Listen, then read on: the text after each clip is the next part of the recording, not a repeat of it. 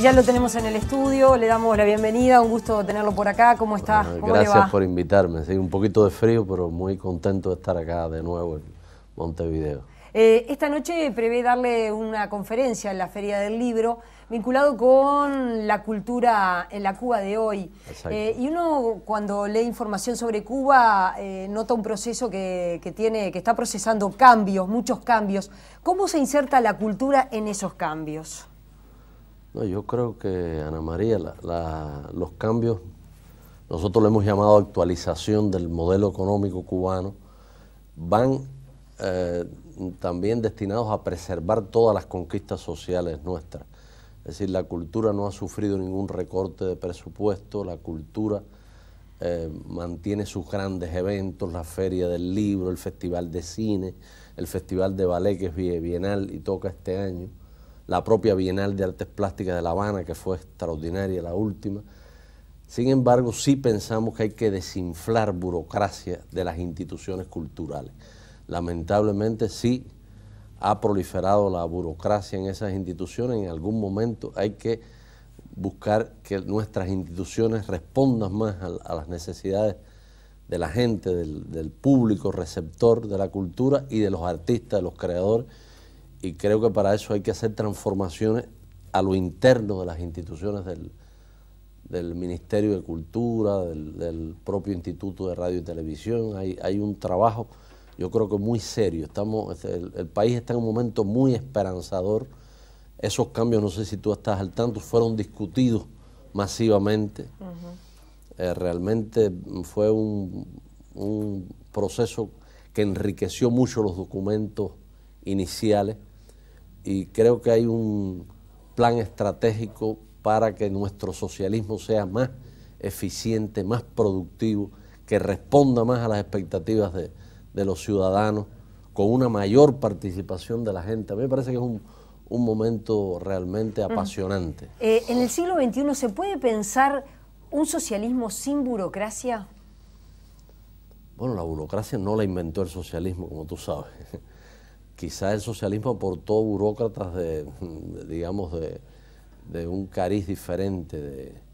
Nosotros aspiramos a un socialismo sin burocracia. Y estamos trabajando para eso, te lo aseguro, Ana María.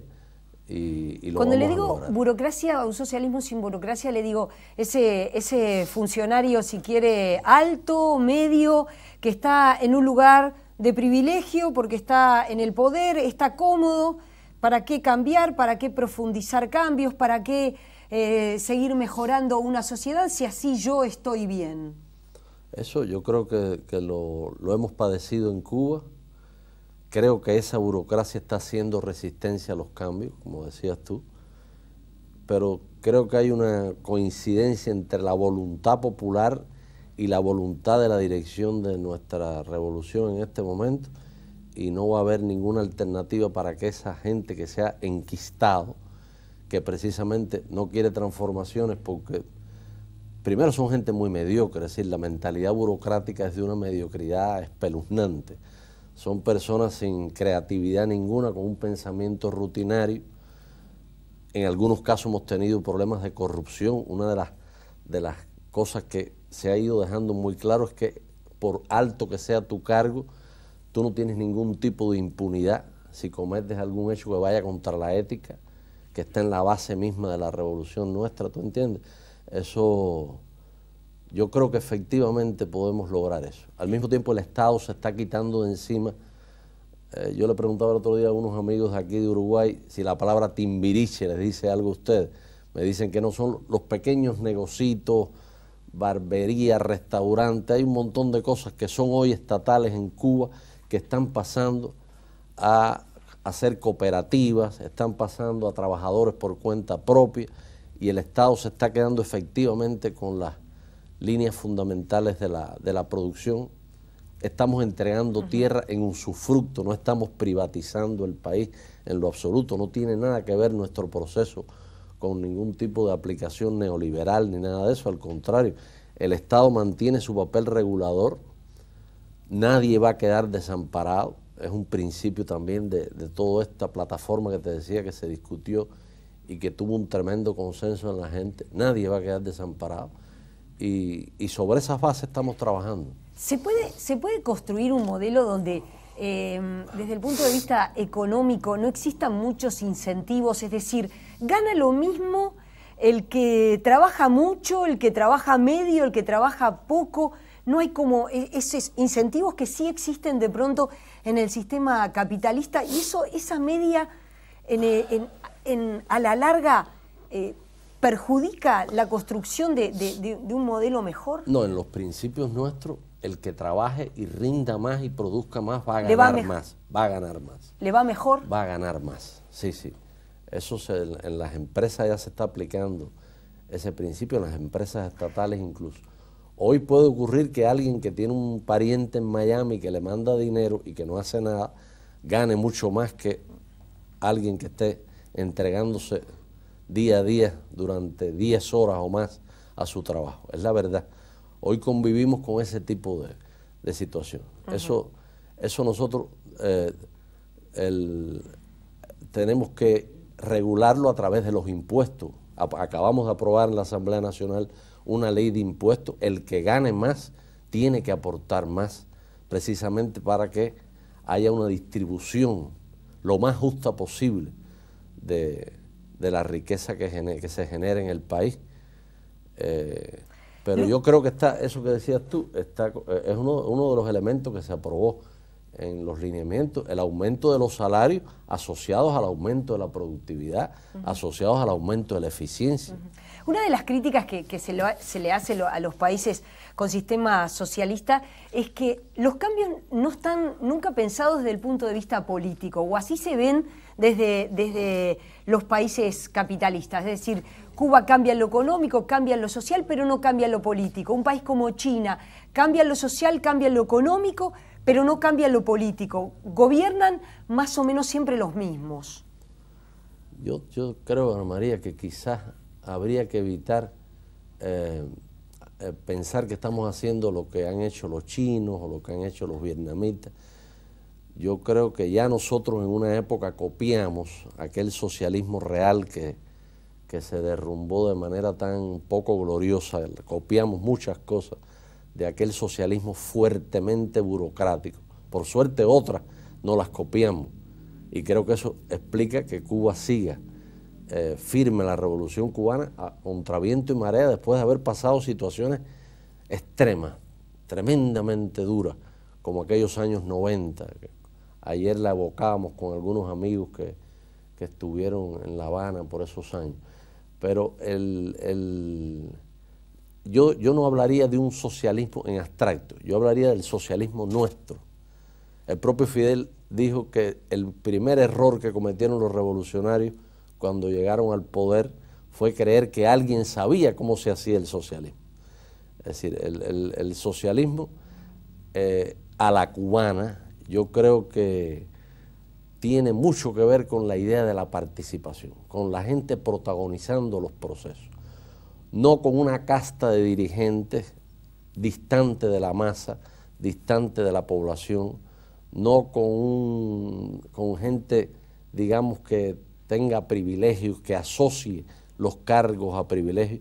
Yo te puedo asegurar que en Cuba el dirigente cubano vive apegado a la base, a lo que está pasando a nivel popular. Hay una comunicación permanente entre la gente que dirige y la gente que, digamos, el cubano común, como le llaman, el cubano de a pie. Es una frase que se utiliza mucho. Yo creo que en esto hay muchas caricaturas movidas por los medios, Ana María. Es decir, la imagen de Cuba ha sido caricaturizada implacablemente durante muchos años por los medios al servicio de nuestros enemigos. Lamentablemente es así. Una de las preguntas que hay que hacer es ¿por qué no nos permiten, si el socialismo nuestro y el socialismo en general está condenado a la derrota, por qué no levantan el bloqueo para que se pueda comprobar didácticamente que estamos embarcados en un Titanic que está haciendo agujeros por todas partes? ¿Por qué no demostramos eso? El capitalismo ha fracasado de manera... Lo que está pasando en Europa es la crisis de un modelo supuestamente competitivo. Aquella sociedad de bienestar de la que se hablaba, hoy tú sabes ya lo que va quedando de eso. Se está haciendo ingobernable el mundo bajo las reglas del juego del capitalismo.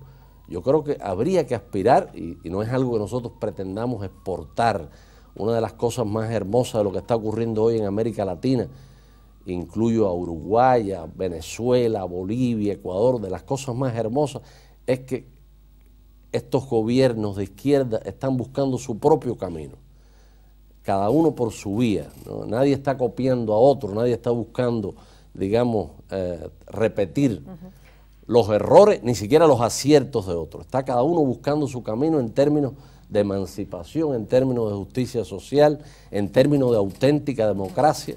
Nos hablan de democracia. Tú has visto lo que está pasando en las elecciones de Estados Unidos. Es un circo, la convención republicana, la convención demócrata, es la política degradada a espectáculo, a un show mediático que no tiene nada que ver en lo absoluto con la voluntad popular. En Cuba, hoy los jóvenes cubanos, estoy hablando de una población menor a los 30 años, sí. ¿Se acerca a la política? ¿Se acerca, por ejemplo, al Partido Comunista? ¿Les interesa ser parte del Partido Comunista Cubano? ¿Tiene privilegios quien es parte del Partido Comunista Cubano? No, privilegios de carácter material, absolutamente ninguno. Ser militante del partido significa, bueno, el privilegio de sentirte útil, no tiene en lo absoluto, se asocia a ningún tipo de privilegio material. Y los jóvenes, yo te diría, Ana María, es una de las prioridades nuestras y está en los documentos de la conferencia del partido que están en internet, lo puedes buscar en internet.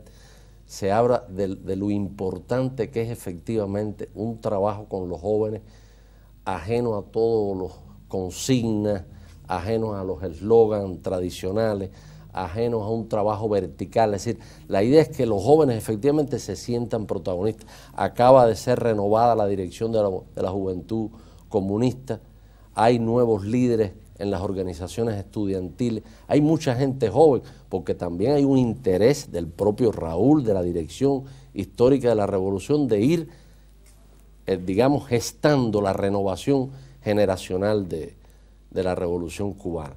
¿Se visualiza, por ejemplo, quién puede sustituir en el futuro a Raúl Castro? Yo pienso que hay un montón de dirigentes muy jóvenes cubanos, brillantes,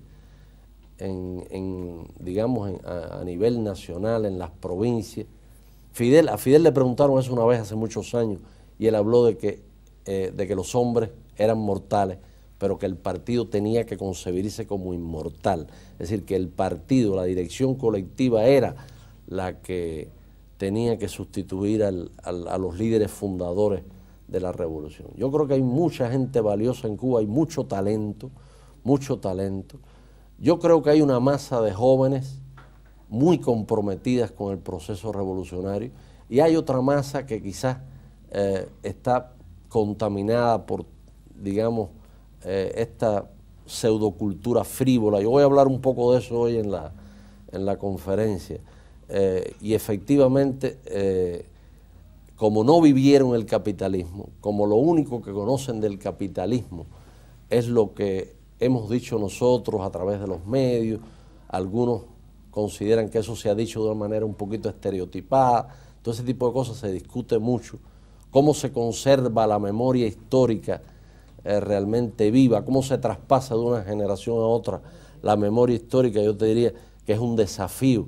Usted decía pequeños emprendimientos que hoy en Cuba se están poniendo en funcionamiento, y a nivel de medios de comunicación, ¿todo está en manos del Estado cubano? ¿No hay apertura para iniciativas como las que usted de pronto señalaba en otros ámbitos de la economía y de la sociedad? Ahora viene el Congreso de la Unión de Periodistas de Cuba. Yo creo que la prensa nuestra, el propio Congreso del partido, dio indicaciones fuertes de que la prensa sea más crítica. Durante años ha habido la tendencia a decir que si hacemos prensa crítica le damos armas al enemigo, etc. Eso ha sido criticado directamente por la dirección de la revolución. ¿Pero se va a cambiar? Yo pienso que sí. Y tenemos que fundar una prensa diferente, una prensa analítica, seria, antiburocrática, que señale los errores.